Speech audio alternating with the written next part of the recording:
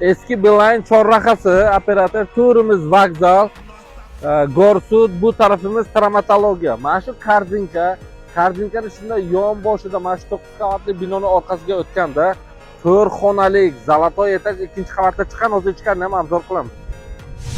Novostroyka 10 qavatlik binoni 9-etajdan uy olgan bo'larmidingiz yoki Starichka 4 qavatlik binoni Zolotoy etaj 2-qavatdan uy olgan bo'larmidingiz? Zo'r taklif.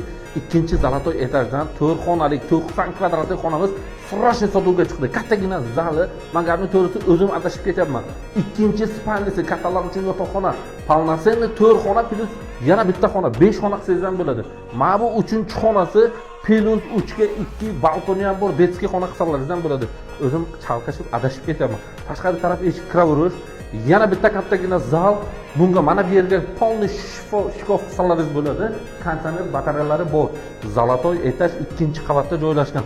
Razdельный banya tualeti alohida bo'ladi.